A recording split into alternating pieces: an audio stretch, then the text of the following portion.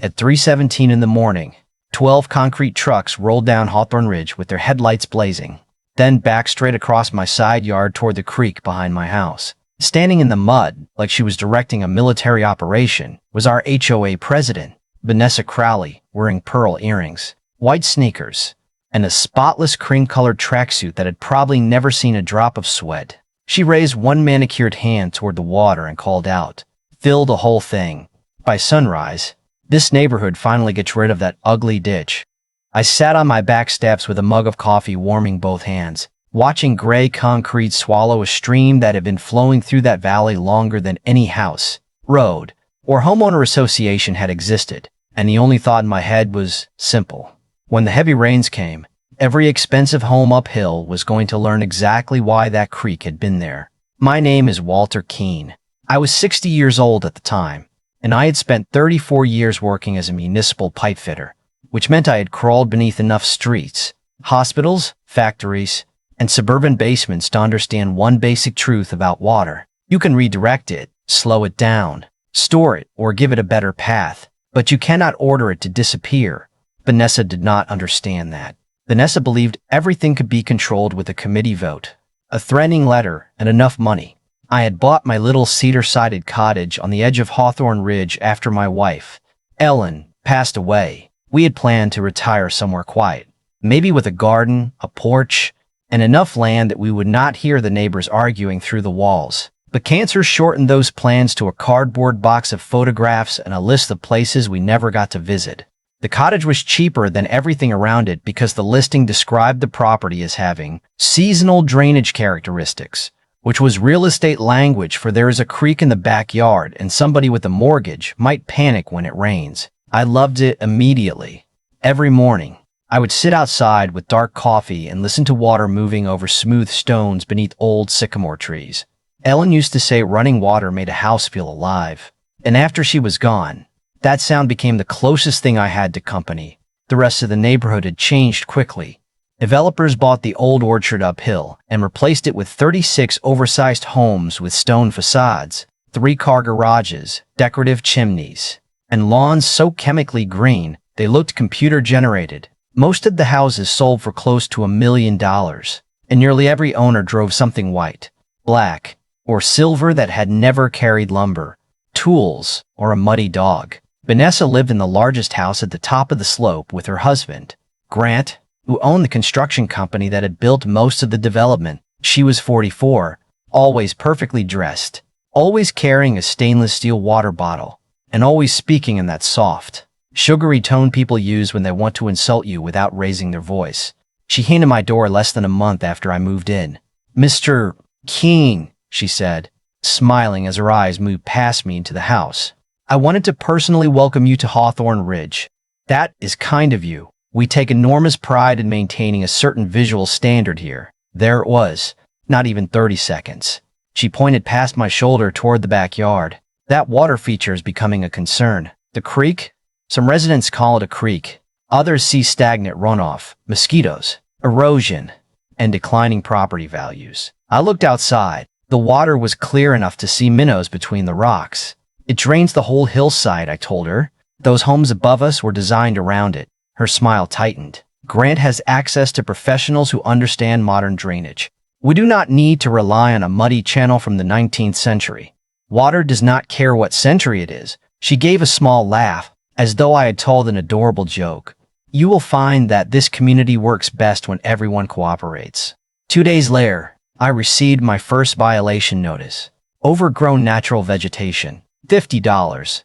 I walked the property with a tape measure and discovered the offending vegetation was a patch of native fern near the creek bank. The next week brought another letter for an unapproved exterior fixture, meaning the black metal lantern beside my garage that had been attached to the house for at least 20 years. Then came the mailbox complaint, followed by a warning that my woodpile was visible from the road, though you would have needed binoculars and a ladder to see it from anywhere except my own driveway. I started reading the HOA rules at night, mostly because retirement had given me too much free time and Vanessa had underestimated how entertaining paperwork becomes when you are looking for a reason to prove somebody wrong. The rules covered everything from basketball hoops to holiday lights, but there was not one sentence giving the HOA authority over a natural waterway. The original site plan actually marked the creek as a protected drainage corridor. I found that detail on page 73, buried beneath engineering maps that Vanessa probably assumed nobody would ever read. Around that time, I met Ruth Pritchard, a 76-year-old widow who lived 2 houses down in one of the few original ranch homes. She leaned over my fence one evening and said, "She has started on you." "Has she? You mean Vanessa? Who else walks around smiling while she ruins your week?" Ruth told me Vanessa had forced her to replace a perfectly sound wooden porch because it looked dated beside the new homes. Ruth had fought for 4 months, then gave up when the daily fines reached nearly $6,000. "It was cheaper to tear out something good and keep proving it was good," she said.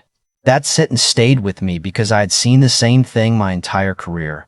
People do not always destroy systems because those systems fail. Sometimes they destroy them because admitting the system works would mean admitting they are not in control. The first size rain came in early March. It fell steadily for 2 days, enough to soak the lawns and fill roadside drains, but nothing unusual for our county. My creek rose about 18 inches, turned brown with runoff, then carried the water south toward the river exactly as it had been doing for generations. Meanwhile, 3 houses uphill developed puddles around their basement windows. The Wexler's decorative fountain overflowed across their patio, and water ran down Vanessa's driveway in a thin silver sheet. By Thursday night, she had called an emergency HOA meeting titled Hawthorne Ridge Drainage Crisis. I went mostly because Ruth promised cookies. Vanessa stood at the front of the clubhouse clicking through photographs of wet mulch and flooded flower beds, while Grant sat beside her with his arms crossed. "The source of the problem," she announced, "is the unmanaged channel running through Mr. Keene's property." A quiet voice behind me said, "That is completely backward." The man speaking was Calvin Ross, a retired county stormwater engineer who had lived there before the development. Vanessa turned toward him. "We have consulted experts." Calvin raised one eyebrow. "I designed half the drainage system in this county." The room became very still. We walked to the screen, pointed at a photo of my creek running high but contained, then pointed at a second photo showing water trapped behind a stone retaining wall near Vanessa's home. "That creek is not causing your flooding. It is preventing worse flooding. Your developer removed natural swales, compacted the soil, and built too close to the slope." Grant stood up so quickly his chair scraped the floor. "That is an irresponsible accusation," Calvin shrugged. "Then show us the drainage calculations." Vanessa ended the meeting 10 minutes later, but as everyone filed out, I looked through the rain-streaked window and saw 3 workers behind Grant's construction trailer, unloading pipe, concrete forms, and a portable pump. Calvin came up beside me, watched them for a moment, then said quietly, "She is planning something stupid." I asked how stupid. He looked toward the creek, then toward the $1-million houses rising above it in the darkness. "Expensively stupid." The next morning, I found a city notice taped to my front door accusing me of creating an illegal dam that was supposedly sending stormwater into neighboring properties. I stood there in my slippers, reading it twice, then looked over my shoulder at the creek, moving peacefully between the rocks, like it had not received the memo that it was now a criminal enterprise. The inspector arrived that afternoon. His name was Dale Mercer, 50-something, tired eyes, county jacket, and the expression of a man who had spent too many years being called into rich neighborhoods to settle arguments about fences, hedges, and where somebody parked a boat. He walked the creek from one end of my property to the other, measured the banks, checked the stone bed, then stared at the complaint again. "Where exactly is the dam?" he asked. According to Vanessa, I think the creek itself is the dam. Dale removed his glasses, rubbed the bridge of his nose, and said, "That is not how words work." His final report was blunt enough to make me smile. Natural drainage channel predating current development. No artificial obstruction present. Waterway appears necessary for stormwater conveyance. Complaint unsupported. Vanessa did not take that well. Within 10 days, I received 5 more violation letters. My grass was too tall, though I measured it at 2 7/8 inches under a 3-inch limit. My mailbox was the wrong shade of black, which was impressive considering the approved color list included black. My firewood was improperly screened. My porch light was not architecturally harmonious. And my creekside ferns were described as unmanaged invasive vegetation, even though every plant had been native to the region since long before Hawthorne Ridge had a logo. By the end of the month, The HOA claimed I owed $2,600. I did not pay a dime. Instead, I bought a better camera. Every Saturday morning, I walked the neighborhood, photographing the same violations Vanessa had cited at my house. The Bryants had grass nearly 4 inches tall. Vanessa's own mailbox was mounted 2 inches higher than the written standard. Grant kept construction materials visible from the road for weeks at a time. Half the neighborhood had unapproved lighting, oversized fountains, and landscaping that blocked drainage swales. The rules were not being enforced. They were being aimed. Ruth helped me organize the photographs at her kitchen table, where she served coffee strong enough to dissolve a spoon and labeled folders in handwriting so neat it looked printed. Selective enforcement, she said, tapping one picture with a red pen. That is what my nephew called it. He is a paralegal. Your nephew sounds useful. He is divorced twice, but professionally, very useful. The first real act of sabotage came at 6:30 on a Tuesday morning when I woke to the sound of chainsaws. A tree crew was cutting branches from the sycamores along the creek, healthy limbs that had shaded the water for decades. I ran outside and found the foreman looking embarrassed before I said a word. We were told they were dead and dangerous, he explained. I pointed at fresh green buds scattered across the ground. Those trees look pretty lively for corpses. He lowered his voice. The lady in the white SUV said to make it look like storm damage. Vanessa watched from the road with her arms folded, then gave me a little wave when she saw me looking. That was the moment it stopped feeling like a disagreement and started feeling personal. She was not trying to fix drainage. She was trying to erase anything she could not control. And because the creek ran behind my house, she had decided I was part of the mess. A week later, the HOA announced a special meeting to approve what Vanessa called a comprehensive channel modernization project. The date was December 23rd at 7 in the evening, with less than 48 hours notice. Most families were traveling, shopping, or trying to keep children from finding hidden presents, which was exactly the point. Ruth and I attended anyway. Vanessa stood beside a polished display board showing a neat concrete channel lined with decorative shrubs and small lights. Like a luxury shopping center had been dropped into a drainage ditch. This project will eliminate uncontrolled runoff, she said, improve safety, and protect home values. Calvin raised his hand. Where are the hydraulic calculations? Grant answered before Vanessa could. Our company has extensive experience. That was not my question. The design has been professionally reviewed. By whom? Grant's jaw tightened. Vanessa stepped in with that sweet voice of hers. Calvin, with respect, this community cannot be held hostage by outdated thinking. He leaned back in his chair. Gravity is not outdated thinking. They pushed the vote through with 7 board members, 2 residents, and 6 proxy ballots. The project cost $92,000, divided among every homeowner, including me. I went home angry enough to stay awake, so I started checking the names on the proxy forms against county records. 2 of the supposed voters had sold their homes months earlier. 1 had died the previous spring. The meeting notice violated the HOA's own 30-day requirement, and the bylaws required 14 owners physically present for a valid special assessment. They had 9 breathing people and 1 dead man voting from beyond the grave. The next morning, I called Martin Cole, the attorney who had handled Ellen's estate.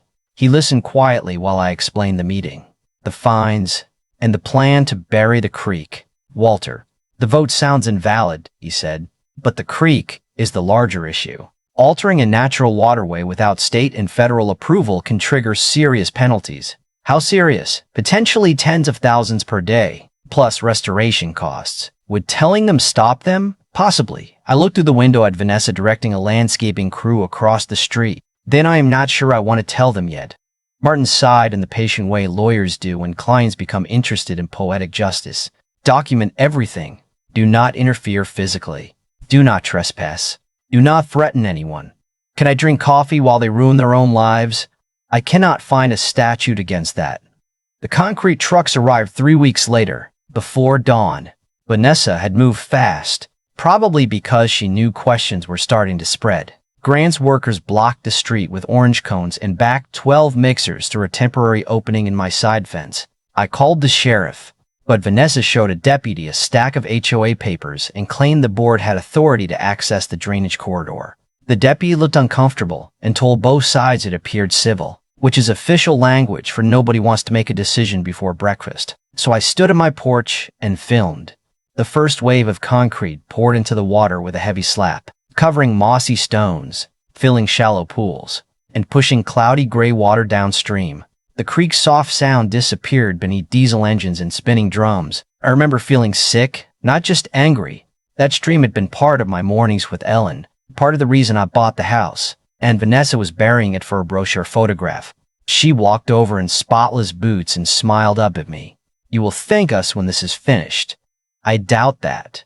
Sometimes progress is difficult for people who are emotionally attached to the past. I looked at her, then at the concrete moving over the creek bed. You know what pressure does when you close its escape route? This is not plumbing, Walter. Everything involving water is plumbing. She laughed and walked away. By noon, the living creek had become a smooth concrete chute. By evening, a light rain began. Nothing dramatic, barely enough to darken the road, but the new channel reacted immediately. Water that used to slow down among roots and stones now raced over the concrete, hit the bend behind my property, and shot toward the downhill retaining wall like it had been fired from a hose. At the same time, the soil beside the channel stopped absorbing runoff and pushed it sideways. A shallow pool formed around Vanessa's ornamental pear trees before dinner. The next week, the Wexler's fountain overflowed during another mild shower. 2 days later, water bubbled out of the French drain beside Grant's model home. Then came the first crack, a thin black line across the corner of Vanessa's driveway. She called it cosmetic. Calvin called it predictable. I called it the opening scene. Over the next 6 weeks, the neighborhood started making new sounds. Concrete popped at night as temperatures changed. Garage floors creaked. Metal downspouts groaned while water backed up beneath them. The Wexler's pool deck settled almost an inch on one side, and Ruth found moisture creeping through the block wall in her basement, something that had never happened in 30 years. Vanessa responded by sending another letter blaming my failure to maintain adjacent drainage conditions. I framed that one. Then, Ruth's daughter, who worked at the county recorder's office, called with information that changed the whole shape of the fight. Grant's company had liens filed against 3 unfinished properties and more than $2 million in construction debt. I drove downtown the next morning and pulled every public document I could find. Buried in the original development plans was a stormwater report from 6 years earlier, signed by a licensed engineer, stating that the natural creek was an essential conveyance corridor and must not be altered without major upgrades throughout the entire subdivision. Grant had built the neighborhood assuming the creek would handle the runoff his undersized system could not. Vanessa had not removed an eyesore. She destroyed the piece of infrastructure hiding her husband's shortcuts. That night, I spread the plans across my dining table and felt something colder than anger settle in my chest. This was not just arrogance anymore. It was desperation.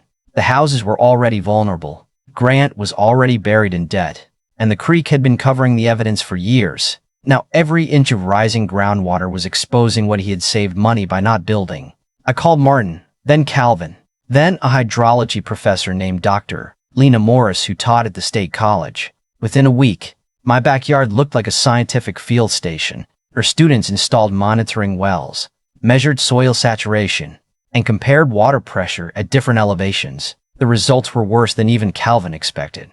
Groundwater pressure near several foundations had climbed by more than 30% since the concrete work, and the clay soil below the upper homes was approaching full saturation. Dr. Morris stood beside me under a cold gray sky, studying the readings. "When spring storms arrive," she said, "this slope is going to move. How much? Enough that people will notice." I looked uphill at Vanessa's enormous house glowing in the evening light, all stone arches, tall windows, and confidence built on wet ground. For the first time, I did not wonder whether she would lose. I wondered how many homes would go down with her when the rain finally came. 3 days after Dr. Morris gave me that warning, somebody smashed 2 of the monitoring wells behind my house and cut the cables on the soil sensors. They also knocked over one of my cameras, which would have been clever if I had not installed a second camera inside an old birdhouse facing the first one. The footage showed a dark SUV stopping near my fence just after midnight, Grant stepping out with a flashlight, and Vanessa standing by the passenger door in a hooded jacket, watching while he destroyed equipment owned by a state college. Martin watched the video twice, leaned back in his chair and said, "Well, they have officially upgraded from reckless to stupid." We turned the footage over to the sheriff, the college, and the state environmental office. then filed a lawsuit against the HOA for harassment, selective enforcement, property damage, and interference with protected research. Vanessa responded with foreclosure papers claiming I owed more than $9,000 in fines and legal fees. She also mailed anonymous flyers to every house calling me unstable, dangerous, and obsessed with destroying property values. Ruth brought me one while laughing so hard she had to sit down. They used a picture of you carrying groceries, she said. Apparently buying oatmeal is threatening now. The smear campaign might have worked a month earlier, but by then, the neighborhood could see the cracks spreading. The Wexler's pool deck had dropped nearly 3 inches. 2 garage slabs had split, and water was pushing through Vanessa's basement walls even on dry days. People who had once avoided me started appearing at my door with photographs, repair estimates, and quiet apologies. One couple admitted Grant had told them never to mention a foundation crack discovered during their final inspection, because it was normal settling. Another family had emails showing Vanessa pressured them to use Grant's preferred contractor for drainage repairs. The pattern was no longer hidden. It was sitting on my dining table in 12 thick folders. Then Grant came to my house carrying a leather case and wearing the same nervous smile I had seen on contractors right before they admitted a pipe was not where the plan said it was. He placed the case on my kitchen table and opened it. Inside were neat stacks of cash and a typed agreement offering me $60,000, moving expenses, and forgiveness of every HOA fine if I sold my house and signed a confidentiality clause. This has gone too far, he said. We both know the neighborhood needs stability. You mean silence. I mean a solution. I closed the case without touching the money. The solution was behind my house before your wife buried it.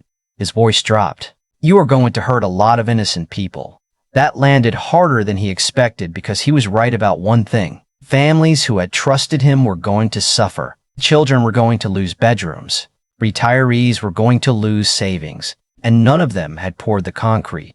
For a moment, I felt the weight of every house uphill and wondered whether proving Vanessa wrong was worth watching everyone else fall with her.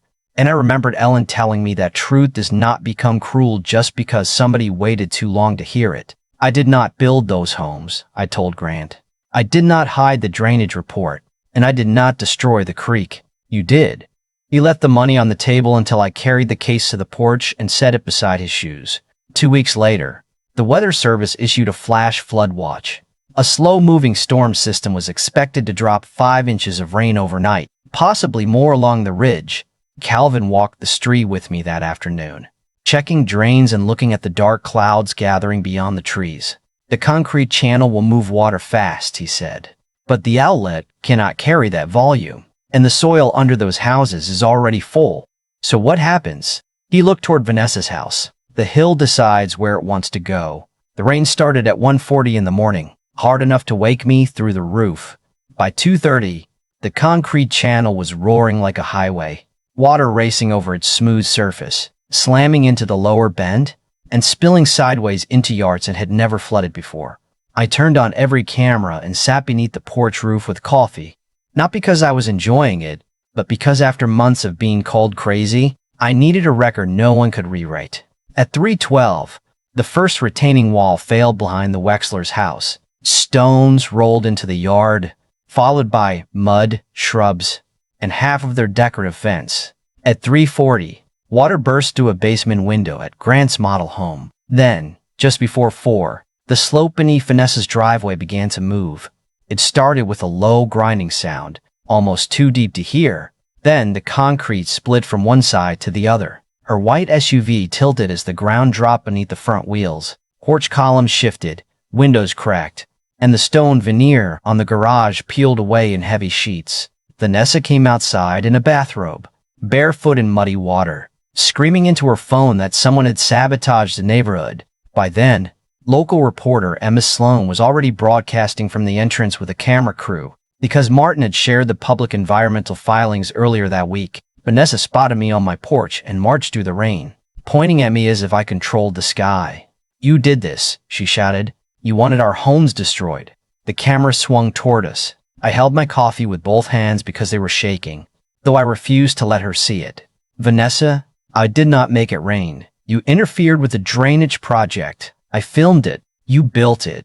Dr. Morris arrived with a state environmental investigator named Claire Mendoza. who stepped between us and looked toward the collapsing slope. "Mrs. Ify Crowley," she said, "our preliminary measurements show the creek alteration increased groundwater pressure throughout this development. This was predictable, documented, and preventable." Vanessa stared at her, then at the cameras, then at Grant, standing in the flooded street, with the expression of a man watching his company disappear. By sunrise, 4 homes had been evacuated and 2 were declared unsafe. The footage of Vanessa blaming me while her driveway collapsed behind her spread across the country before lunch. State and federal agencies issued emergency orders. The HOA board was removed, and a judge required full restoration of the natural creek. Grant's company filed for bankruptcy 6 months later. His construction license was suspended pending fraud and code investigations, while Vanessa sold what remained of their house at auction for less than half its original value.